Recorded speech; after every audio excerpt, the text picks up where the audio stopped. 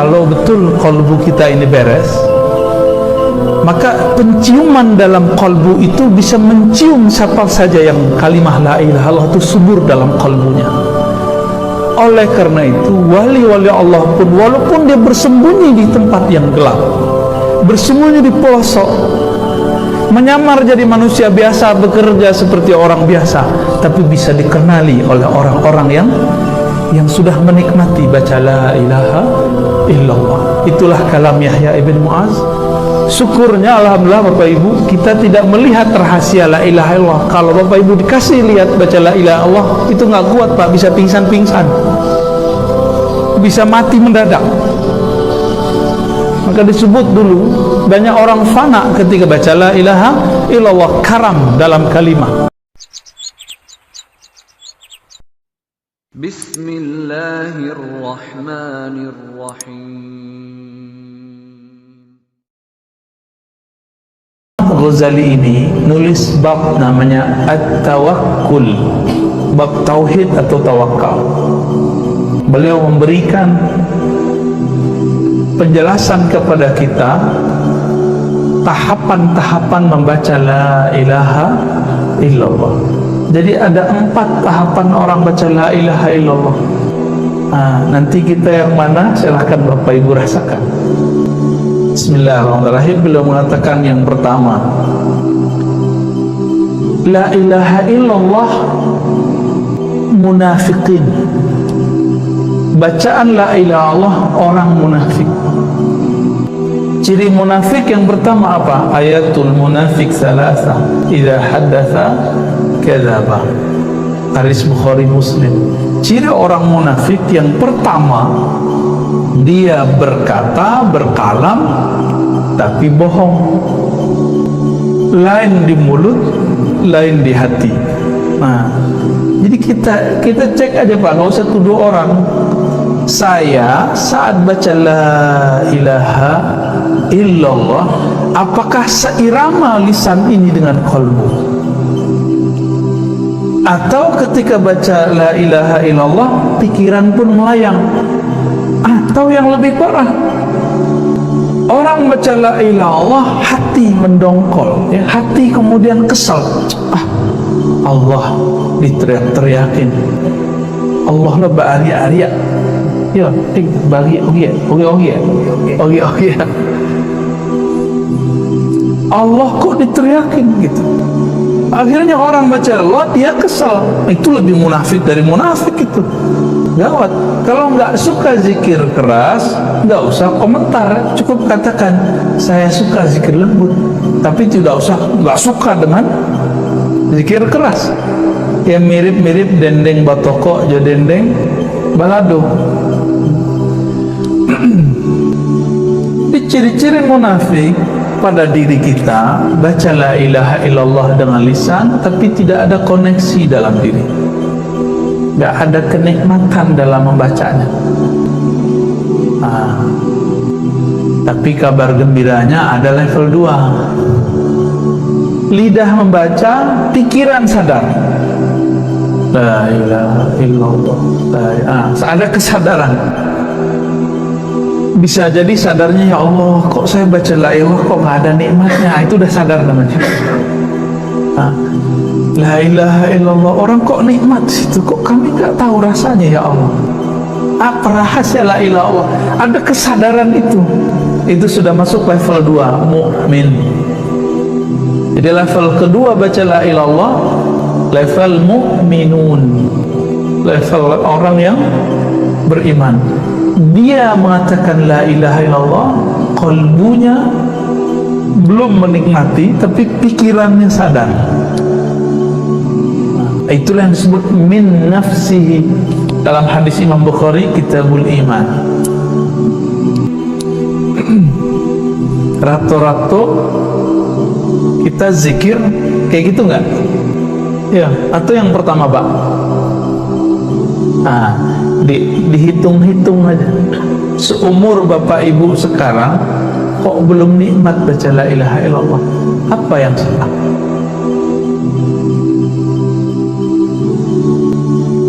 Kalau diajak oleh seseorang makan Apa yang lama di Lintau ya? Banyak apa? Durian. Bisa setengah jam nggak makan durian sambil ngobrol? Tahu-tahu habisnya nak. Maka orang siko bakat tuh. Afdalul fawaqih durian. Makanan buah yang paling lama, yang paling lezat adalah durian, ya nak? Jadi kalau tidak suku durian tuh separuh dunia lah hilang. Tapi bagi ahli qalbu, afdalul zikri la ilaha illallah. Hadis Imam Tirmizi, hadisnya sahih. Imam Tirmizi itu murid Imam Bukhari, kawan Imam Muslim, kawan Abu Daud. Jadi imam-imam hebat itu Imam Tirmizi. Imam Tirmizi ini meriwayatkan Nabi bersabda, zikir yang paling afdal, itu terjemahan harfiah. Kalau versi Ambo, afdalul zikr ahladzul azkar. Zikir paling lezat itu adalah la ilaha illallah. Kenapa tidak lezat? Ketika kita mengatakan la ilaha illallah, belum sampai selesai Allah menjawab, sadaqta la ilaha illa ana. Engkau benar, tiada yang berhak disembah kecuali aku. Minimal level 2 lah ya Bapak Ibu ya. Tapi mau sampai mati begitu ya, mau sampai mati begitu. Mau sampai mati, makanan yang dimakan tidak nikmat. Mau? Betapa tidak adilnya manusia zaman sekarang, bahkan dari dulu disebut zaluman oleh Allah, zalim kepada dalam dirinya, jahulan, jahil, betapa jahilnya dia. Makan, ada rumah makan nih enak, lezat, di tempat yang jauh dia kejar. Tapi ada guru yang bisa menghidangkan makanan kolbu terlezat, dia tidak pernah kunjungi. Mati baru berkalam, ya Allah, dah meninggal ya Allah, kami ingin mengaji ke beliau. Gombal, tahu gombal? Orang-orang begini akan begitu terus. Nanti ada ulama lagi, oh Rasulullah, nunggu mati dulu baru ngomong begitu. Tapi orang-orang yang sudah merasakan nikmatnya la ilaha illallah, apa kata Imam Yahya bin Mu'az Ar-Razi, salah satu imam salaf saleh. Jadi salaf itu bukan nyala-nyalain orang mulu, Pak, beda-beda orang mulu. Salaf itu ngomong la ilaha illallah. Yahya bin Mu'az Ar-Razi mengatakan, orang-orang yang percaya kepada Allah, kenal kepada Allah, akan mencium harumnya kalimah itu dari wali-wali Allah. Kalau betul kolbu kita ini beres, maka penciuman dalam kolbu itu bisa mencium siapa saja yang kalimah la ilaha illallah itu subur dalam kolbunya. Oleh karena itu, wali-wali Allah pun, walaupun dia bersembunyi di tempat yang gelap, bersembunyi di pelosok, menyamar jadi manusia biasa, bekerja seperti orang biasa, tapi bisa dikenali oleh orang-orang yang sudah menikmati baca la ilaha illallah. Itulah kalam Yahya ibn Mu'az Ar-Razi.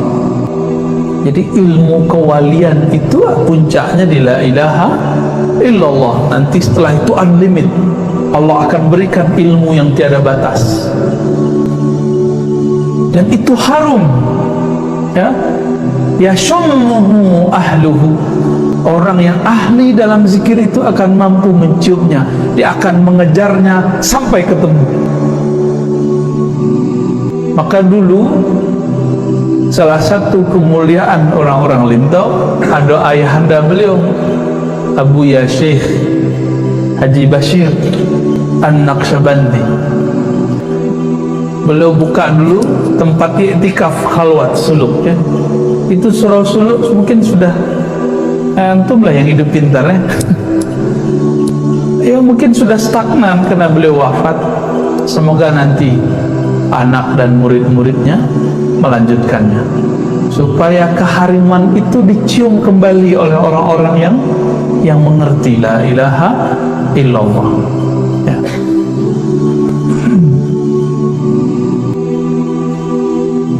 Kalau kalimah itu harum, kalimah itu nikmat, dikejar oleh penikmat kalimah, kira-kira seandainya kita itu mengenal rahasia kalimah la ilaha illallah itu, mungkin gak Bapak Ibu sekarang masih berzikir lain di lidah lain di hati? Mungkin gak? Tak mungkin. Bapak Ibu, kalau kita sakit demam, makanan yang nikmat jadi nikmat gak? Kita sakit nih, demam, makanan paling nikmat misalnya apa tadi? Durian.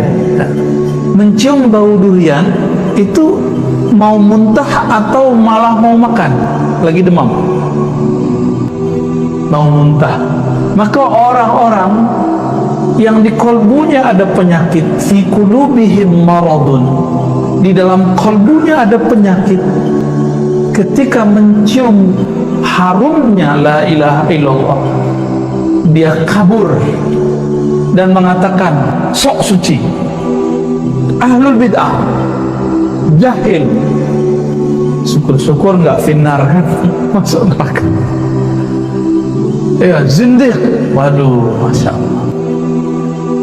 Dulu ada Imam Muhammad Bahauddin Shah Naqsyaband. Kami pernah berziarah ke Uzbekistan, kota Bukhara, kotanya Imam Bukhari. Kami berziarah ke Imam Bukhari di kota Samarkand. Beliau Bukhara tapi wafatnya di Samarkand. Sedangkan Imam Muhammad Bahauddin Shah Naqsyaband, beliau ini di kota Bukhara.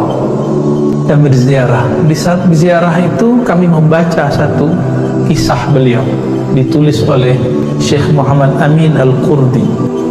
Ya, antum pernah ziarah ya Syekh Muhammad Amin Al-Qurdi di Mesir? Tanwirul Qulub belum pernah ya? Bin Athaillah. Jauh-jauh ke Mesir nggak ziarah ke Muhammad Amin Al-Qurdi? Ketemu Fatih Hijazi, Syekhul Lughawi ya.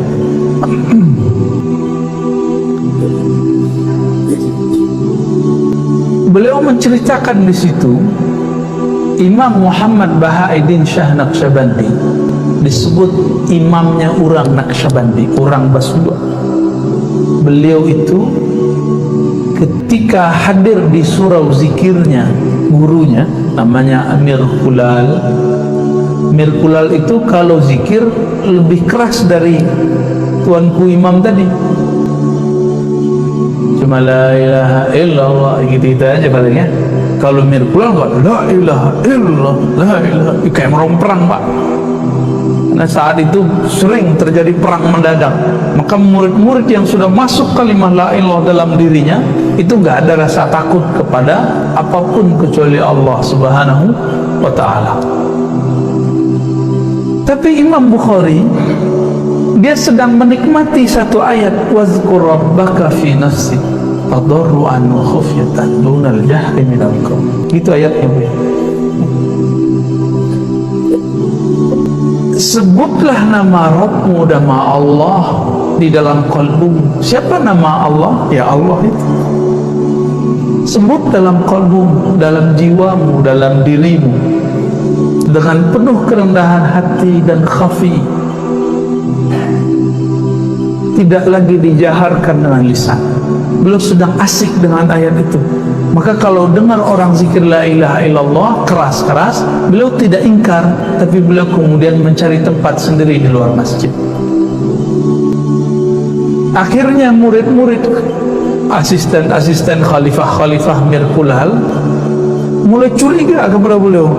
Jangan-jangan ini orang-orang, kalau sekarang apa ya? Apa sebutannya Ustaz? Oh, enggak sunnah itu. Dilaporkanlah bahwa Imam Muhammad Bahauddin masih muda kepada gurunya. oleh murid-murid tua. Tuan guru Mirkulal ada murid kurang ajar, namanya Bahauddin.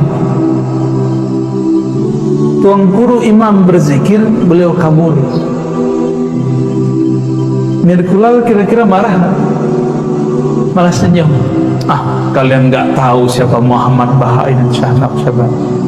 Beliau itu sedang asik dengan ayat wazkur rabbaka fi nafsik, sebut nama Allah dalam dirimu, tidak lagi dijaharkan dengan kalam.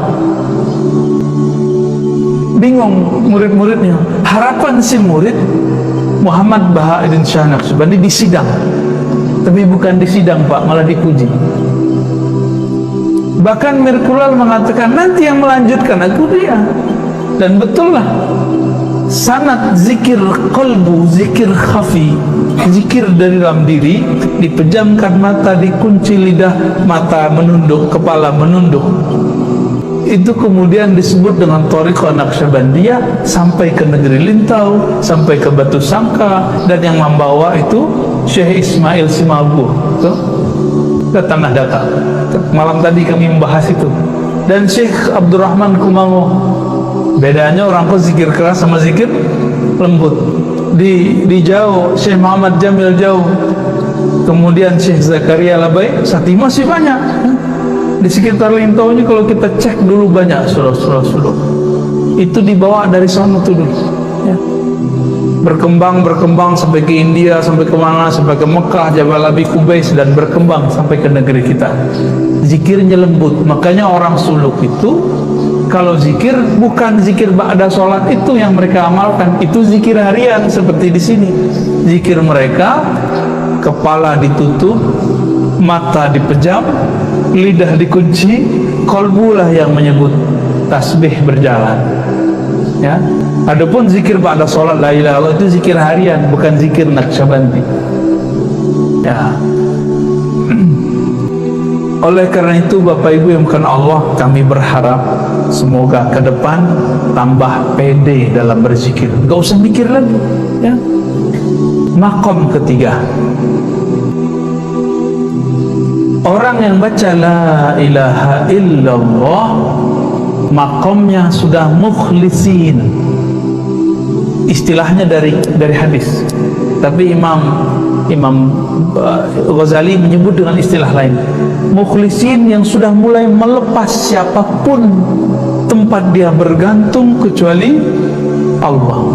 Orang yang berusaha melepaskan ketergantungannya ke makhluk, ke guru, ke kawan, ke orang tua, ke tempat bekerja, ke umat, dia hanya bergantung kepada Allah Subhanahu wa ta'ala. Dan dimaknai la fa'ila illallah, tiada yang berbuat kecuali Allah. Itulah makna yang tadi, inilah yang lezat. Tiada yang memberi rezeki kecuali Allah, tiada yang menghidup mematikan kecuali Allah. Ada orang tidak menginginkan anak, tapi Allah kasih anak. Ada orang menginginkan anak bertahun-tahun, Allah belum izin kasih anak, suka-suka Allah. Ada orang ingin dapat kerjaan A tapi dikasih pekerjaan B, suka-suka Allah. La ilaha illallah. Dulu waktu kami masih remaja, umur 14 atau 15 tahun,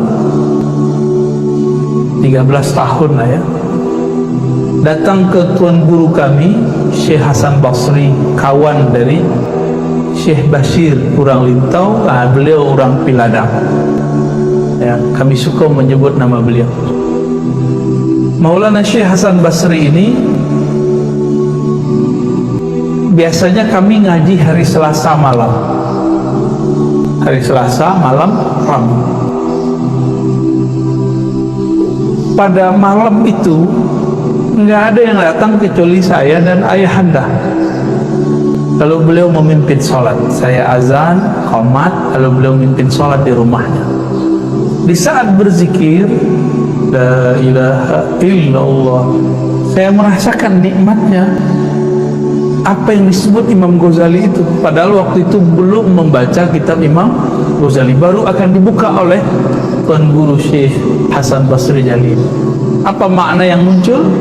Tiada yang berbuat, bahkan tiada yang menggerakkan lisan ini membaca la ilaha illallah kecuali Allah. Bapak Ibu yang melakukan Allah, kadang-kadang kita merasa GR, merasa sok suci. Sudah sholat sekian tahun tidak pernah meninggalkan sholat jamaah, lalu merasa orang yang tidak sholat jamaah munafik. Kadang-kadang kita merasa kita ini belajar torikot ini, torikot itu, atau belajar manhaj ini, manhaj itu, dan merasa sudah paling baik. Ternyata merasa paling baik itu adalah syirik yang tersembunyi. Saat kita kemudian dipuji orang merasa senang, di saat itu kita sudah memakai salah satu pakaian Allah. Pakaian Allah itu adalah al-kibriya dan al-hamd. Maka Allah memukul rata, memangkas. Apa kata Allah? Alhamdulillahi Rabbil. Pujian itu hanya milikku. Jadi kalau ada orang muji, oh Tuhan rajin sekali sholat, oh Ibu solehah sekali, oh Tuhan alim sekali, itu pujian, pulangkan kepada Allah. Dipulangkan kepada Allah, jangan pandang kita yang dipuji. Kapan boleh kita menerima pujian? Kalau pujian itu dikembalikan kepada Allah SWT. Maka ketika membaca la ilaha illallah boleh memaknai itu. Tiada yang berhak dipuji, tiada yang alim, tiada yang memberikan kesolehan ini kecuali Allah. Satu kali ada seorang murid mengadu kepada Imam Ibn Athaillah Sekandari. Apa yang dia adukan? Wahai Tuan Guru Ibn Athaillah pengarang hikam, aku zikir tapi kok gak nikmat. Tapi dia sadar, kok gak nikmat ya Allah. Akhirnya Ibn Athaillah mengatakan, wahai muridku, la tatruki dzikra li adami hudurika. Jangan engkau tinggalkan zikir meskipun zikirnya belum nikmat. Apa sebab? Tiadalah orang berzikir kecuali Allah sedang meminjam lisannya dan memberikan karamah kepadanya.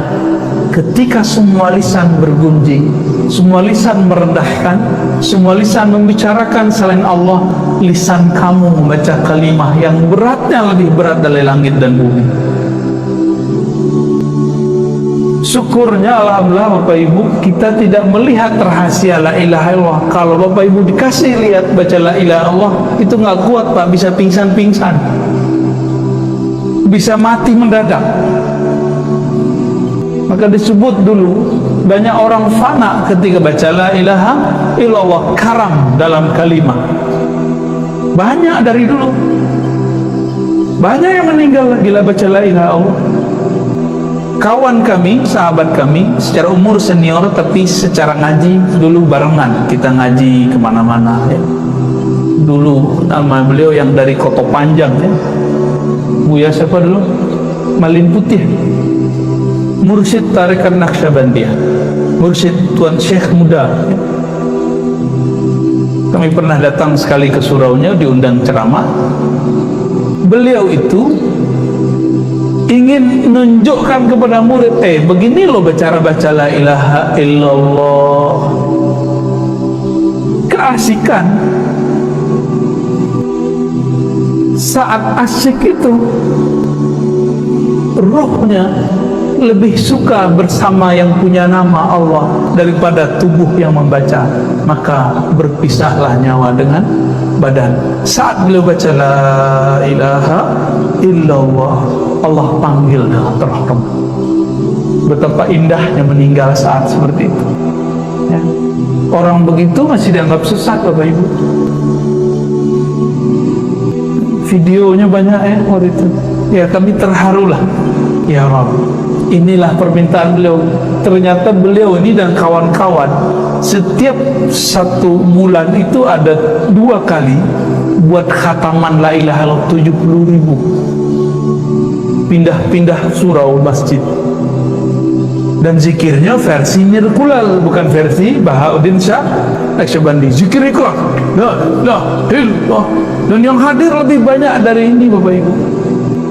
Zikir semalam dibagi-bagi, kira-kira di satu orang 1.000. Kalau 70 orang sudah 70.000. Maka mereka zikir malam itu masing-masing 10.000. Jadinya 70.000. Karena beliau hobi dengan kalimah. Karena itulah zikir paling lezat. Beliau minta, ya Allah matikan kami dengan la ilaha illallah. Itu kan ada dalam ratib pada salat ya, ratib la ilaha illallah. La ilaha illallah ulqi biha rabbi, gitu ya, alqa biha rabbi. La ilaha illallah unsi biha qabli. Banyak itu ya, ratib tahlil. La ilaha illallah, dengan inilah aku menghadap Allah. Terjadi Pak. Mau enggak wafat meninggal dengan la ilaha illallah? Mau? Maka baca itu pagi, sore, siang, malam. Sebab seseorang akan meninggal, mati, berpisah dengan badannya dengan kebiasaan yang dia punya. Kini tua-tua waktu punya Facebook, tua muda nonton YouTube. Kalau dulu di zaman kami masih remaja lah, ngaji je orang tua-tua, itu dipesani jangan saingi guru godang. Guru godang tuh TV. Ini gurunya ketek, namanya YouTube, handphone. Sama tuh di mana orang nonton handphone. Mau tidur, ketiduran nonton handphone. Syukur-syukur yang ditonton tentang la ilaha illallah. Kalau enggak, tahu-tahu pindah alam Pak, dijemput dalam tidurnya oleh malaikat maut. Bangun-bangun cari handphone, tahu-tahu masuk ke dalam alam barzakh. Kira-kira bangun-bangun. Jadi orang meninggal itu nggak sadar kalau dia mati. Dicari-carilah handphone, dicari-carilah orang rumah samping kiri kanan. Kiranya alam lah berubah. Datanglah seseorang bertanya, "Hei, man rabbuk? Siapa Tuhanmu?" Baru kaget, barunya sadar, berteriaklah saat itu. Teriakan itu didengar oleh semua makhluk illa tsaqalain. Hadis Bukhari Muslim. Teriakan itu didengar oleh semua makhluk. Ayam, anjing, pohon, cicak, rumput, air, semua mendengar teriakan itu kecuali dua makhluk yang sombong, manusia dan jin. Tak dengar. Jadi pertanyaan pertama dalam kubur bukan Bapak itu setiap tahun ya haji, enggak, setiap tahun umroh, enggak ditanya. Berapa kali khatam? Enggak. Haji silakan, umroh bagus, khataman bagus. Tapi nanti bukan itu pembukaan pertanyaan. Itu nanti kawan di kubur. Jadi kalau Bapak punya khataman, sholat, zikir, itu kawan di kubur. Tapi pertanyaan pertamanya bukan itu. Pertanyaan pertamanya pertanyaan keilmuan kolbu, ilmuwan rohani. Man rabbuk? Siapa yang engkau sembah? Siapa yang engkau yakini memberimu rezeki? Suami, istri, anak yang sudah sukses, tempat bekerja, negara, sawah, enggak ya. Siapa yang bergantung dulu kalbunya kepada selain Allah saat di dunia, ia akan kelimpungan menjawab. Jadi itu tidak bisa dihafalkan Bapak Ibu. Ini nggak udah usah kursus bahasa Arab untuk menjawab malaikat tuh. Itu sudah bahasa ruhani. Sudah bahasa rohani. Rohanilah yang menjawab. Karena malaikat itu makhluk rohani, maka yang menjawab rohani. Tubuh sudah mati. Kira-kira bisa menjawab Pak? Hah? Carilah guru mengaji kolbu. Oh, kecil orang zindik bid'ah, udah lupakan saja itu. Darhum fi khawdihim yal'abun. Biarkan mereka bermain-main dengan kalimat-kalimat bid'ah itu. Bermain-main dengan kalimat menzindik-zindikkan. Oh, biarin, kita nggak usah ada urusan dengan mereka. kita nggak ada hajat untuk menolak mereka. Kita punya hajat untuk memantapkan kalimat itu di dalam diri kita. Maka Nabi SAW berkata dalam hadis Imam Ahmad, uzkurullah, berzikirlah kepada Allah, hatta yaqulul munafiqun mura'un, sampai orang munafik menilaimu riya. Hadis ini kalau versi saya hasan, tapi oleh mereka karena mereka tidak suka dengan zikir versi kita itu didoifkan. Nah, begitulah mereka ya.